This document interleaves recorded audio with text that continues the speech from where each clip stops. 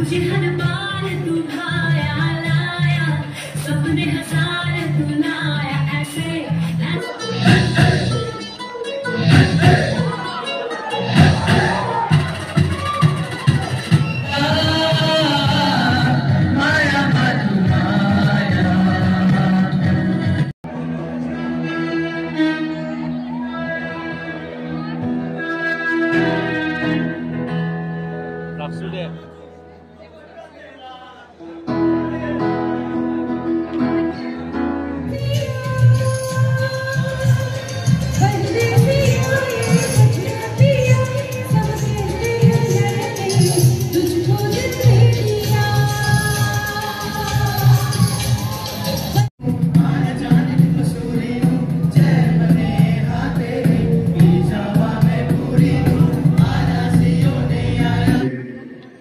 শ্রদ্ধার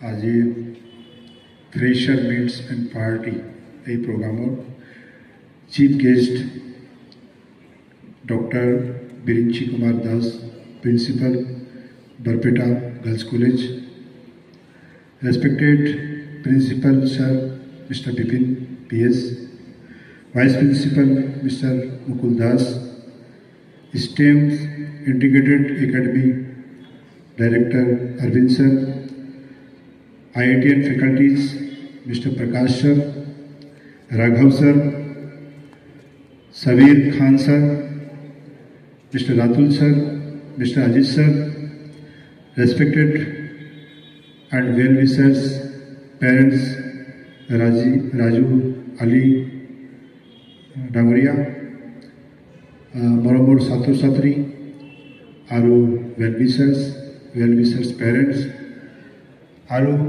এই প্ৰগ্ৰামটো অৰ্গেনাইজ কৰিছে হাই ছেকেণ্ডেৰীৰ ষ্টুডেণ্টছ আৰু যিবোৰ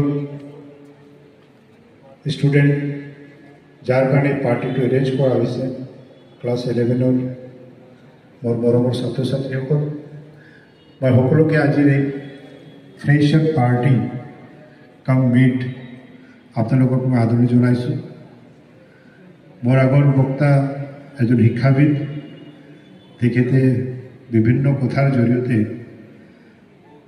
ছাত্ৰ ছাত্ৰীৰ ভৱিষ্যত ছাত্ৰ ছাত্ৰীৰ ডিউটিজ আৰু তেখেতৰ পৰা আমি কি আশা কৰিছোঁ তেখেতৰ পেৰেণ্টছে কি আশা কৰিছে খুব ধুনীয়াভাৱে তেখেতে কৈছে নিজৰ কেইটামান এক্সাম্পলবোৰ দিছে ছাত্ৰ ছাত্ৰী যিবোৰ ইয়াত আছে তেখেতক মই জনাব বিচাৰিছোঁ যে আমি ইণ্টিগ্ৰেটেড কোৰ্ছে এই বছৰৰ পৰা আৰম্ভ কৰিলোঁ তাৰ মেইন উদ্দেশ্যটো কি আছে আমাৰ যিটো অবজেক্টছ যিটো আছে সেইটো কি আছে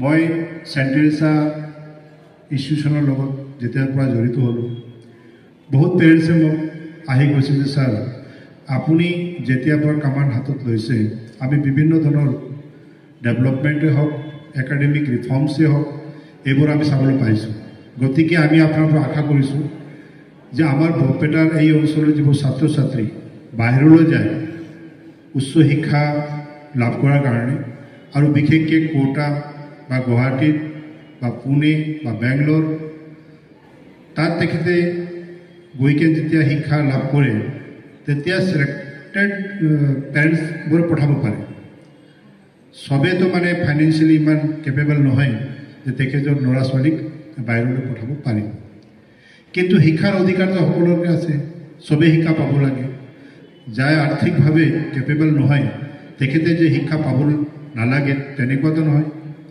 আপুনি এনেকুৱা কিবা এটা পদক্ষেপ লওক য'ত আমাৰ এই অঞ্চলৰ যিবোৰ ছাত্ৰ ছাত্ৰী আছে তেখেতে ইয়াতে বৰপেটাত নিজৰ ঘৰৰ কাষতে থাকিকে উচ্চ শিক্ষাটো লাভ কৰিব পাৰে আৰু বিশেষকৈ মেডিকেল আৰু ইঞ্জিনিয়াৰিং এই দুটা বিষয়ে বেছিকৈ জোৰ দিছে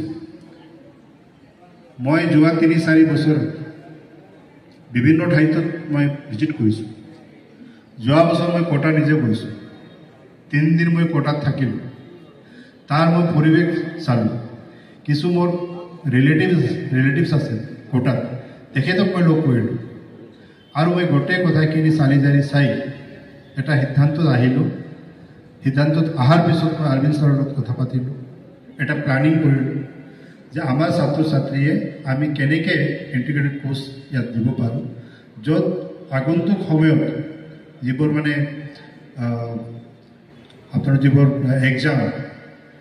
এক্সামত তেখেতে বহিব পাৰে আৰু ইয়াৰ পৰা মেডিকেল বা যি ক্ৰেক কৰিব পাৰে তেখেতে কৈছে যে ছাৰ মই আপোনাৰ লগত আছোঁ মই বিপিন ছাৰৰ লগত কথা পাতিলোঁ কিছু পেৰেণ্টছৰ লগত কথা পাতিলোঁ মুকুল ছাৰৰ লগত কথা পাতিলোঁ আমাৰ ৰাজেশ ছাৰৰ লগত কথা পাতিলোঁ যিবোৰ আমাৰ চিনিয়ৰ টিচাৰ্ছ আছে ৰেহানা মেডাম আছে তেখেতৰ লগত মই বহিকে আলোচনা কৰাৰ পিছত আমি এই সিদ্ধান্তটো ল'লোঁ এতিয়া এই সিদ্ধান্তৰ দুটা পক্ষ আছে এটা পক্ষ আছে মেনেজমেণ্টৰ ফালৰ পৰা সেইখিনি আমি কৰাৰ কাৰণে চেষ্টা কৰিছোঁ ৰিজনেবল এটা ফিজ ৰাখিছোঁ এই ফিজ লৈ আমি বিভিন্ন ধৰণৰ 2-বাৰ 3-বাৰ মেনেজ মিটিঙত আলোচনা কৰিছোঁ যে ফিজ কিমান হ'ব লাগে মই সদায় কৈছোঁ যে ফিজটো যিমানখিনি পাৰে কমাই দিওঁ এড পাৰ হ'লেও আমাক বেছি ফিজ হেৰি কৰিব নালাগে গতিকে আমি এটা ৰিজনেবল ফিজ ৰাখিকে য'ত ইনষ্টিটিউশ্যনটো আমি চলাই ল'ব পাৰোঁ কণ্টিনিউ চলাই ল'ব পাৰোঁ তাৰ কাৰণে আমি একদম মিনিমাম যিটো ফিজ ৰাখিব লাগে সেইখিনি ফিজ ৰাখিম এতিয়া কথা হ'ল যে পেৰেণ্টছ আৰু যিবোৰ ষ্টুডেণ্ট আছে তেখেতৰ মানে দায়িত্ব আছে ছেকেণ্ড যিটো আমাৰ পাৰ্ট আছে এইটো পেৰেণ্টছ আৰু ষ্টুডেণ্টৰ পাৰ্ট আছে তেখেতে সকলে কিমান সুযোগ ল'ব পাৰে কিমান লাভ ল'ব পাৰে যিবোৰ আমাৰ ফেকাল্টিবোৰ আহিছে আপোনালোক নিশ্চয় গম পাইছে তেখেতে অলৰেডি ক্লাছ কৰিছে তেখেতে যেতিয়া আমি নতুনকৈ যেতিয়া ইনষ্টিটিউশ্যনটো যেতিয়া আৰম্ভ কৰিলোঁ ইণ্টিগ্ৰেটেড কোৰ্চৰ কাৰণে তেতিয়া তেখেতে বিভিন্ন ষ্টুডেণ্টক বিভিন্ন ঠাইৰ পৰা যিবোৰ ষ্টুডেণ্ট আহিছে তেখেতৰ কাৰণে তেখেতে ফ্ৰী ক্লাছেছ দিলে দিয়াৰ পিছত পেৰেণ্টছে গম পাইছে ষ্টুডেণ্টে গম পাইছে যে ক্লাছবোৰ কেনেকৈ হৈ আছে এই গোটেইখিনি হোৱাৰ পিছত এই আপোনালোকৰ ক্লাছেছবোৰ আৰম্ভ হৈছে তো মই আশা কৰিছোঁ যে আমাৰ যিবোৰ ক্লাছ হৈ আছে আপোনালোকৰ টাইমলি ক্লাছত আহক আৰু যিখিনি আমি ষ্টুডেণ্টক দিব বিচাৰিছোঁ একাডেমিক যিখিনি ভাল কৰিব বিচাৰিছোঁ আপোনালোকে তাৰ লাভ লওক আৰু মোৰ এটা সপোন আছে যে এই বৰপেটাৰ এই অঞ্চলত প্ৰত্যেকটা ঘৰতে কোনোবা ঘৰত ডক্টৰে হওক কোনোবা ঘৰত ইঞ্জিনিয়াৰে হওক কোনোবা এটা ঘৰত মানে চাৰ্টাৰ্ড একাউণ্টেণ্টে হওক কোনোবা এটা institute guardians and students. Today is going to be a grand day for you because it is something that you are generally waiting for. Freshman social, this is something which we always wait when we are quite new to the school. And now your dream has come true. বহুদিনৰ অপেক্ষা থাকে যে freshmen social হ'ব freshers হ'ব ফূৰ্তি কৰিম যিসকলে আদৰণি জনায় তেওঁলোকেও ফূৰ্তি কৰে যিসকলে আদৰণি লয় তেওঁলোকেও ফূৰ্তি কৰে so' it is a day for enjoyment for everybody whether you are a newcomer or you are an old one পুৰণিয়েই হওক নতুনেই হওক নৱাগত আদৰণি হোৱা বুলি ক'লে এটা বেলেগ অনুভৱ এটা হৈ থাকে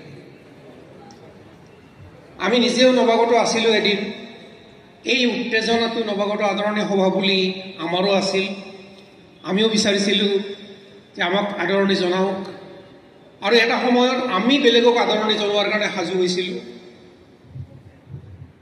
গতিকে এই দিনটোত মই আটাইকে অভিনন্দন জনাইছোঁ আদৰণি জনাইছোঁ।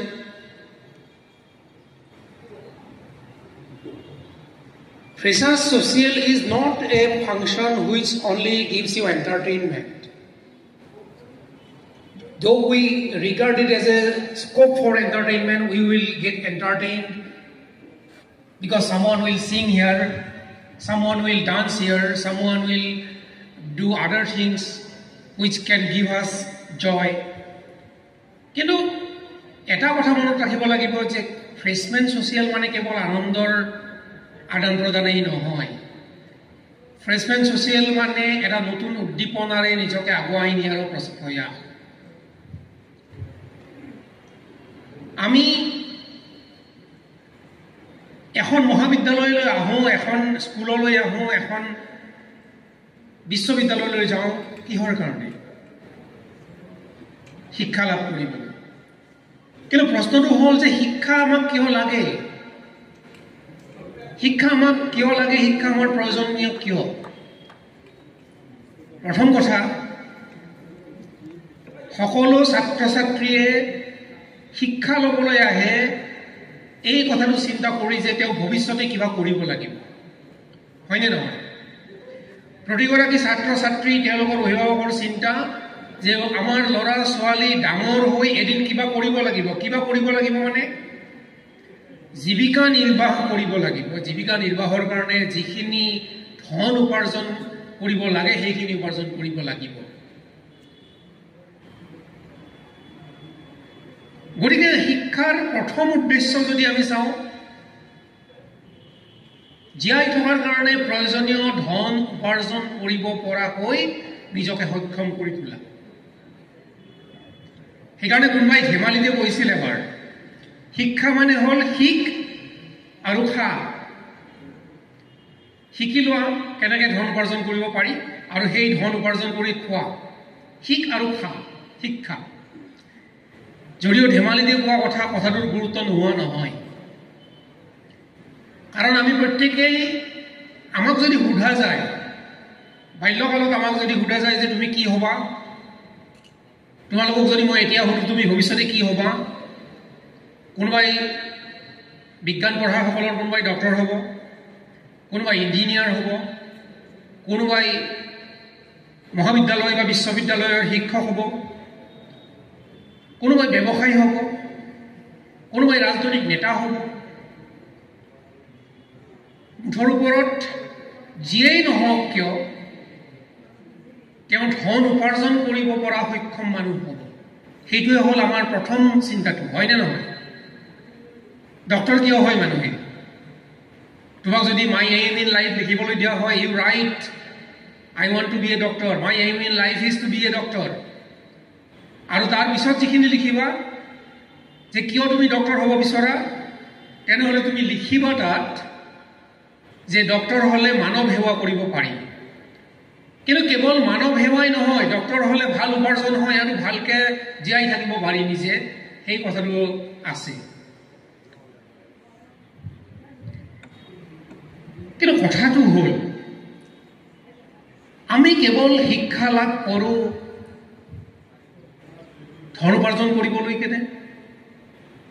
একেবাৰে কোনো শিক্ষা লাভ নকৰা মানুহবিলাকে ধন উপাৰ্জন নকৰাকৈ আছেনে? এজন মানুহে কোনোদিনে স্কুললৈ নগ'ল, তৎসত্বেও তেওঁ ধনী হৈ যাব পাৰেনে নাই? পাৰে। কাৰণ কিছুমান কৰ্ম আছে যিবিলাক কৰ্মৰ কাৰণে স্কুলীয়া বা কলেজীয়া শিক্ষাৰ প্ৰয়োজন নহয়, তথাপি তেওঁ ধনী হ'ব পাৰে। গতিকে কেৱল ধন উপাৰ্জন কৰাটো প্ৰাইমাৰী ডিউটি, প্ৰথম চিন্তা কৰিবলগীয়া কথা। কিন্তু সেইটো একমাত্ৰ চিন্তা কৰিবলগীয়া কথা নহয়। চিন্তা কৰিবলগীয়া কথাটো হ'ল যে তুমি অকল ধন উপাৰ্জন কৰিলা, কিন্তু তুমিতো এখন সমাজত বাস কৰা। সেই সমাজখন যদি ভালে নাথাকে তেনেহ'লে তুমি ধন যিমানেই উপাৰ্জন নকৰা কিয়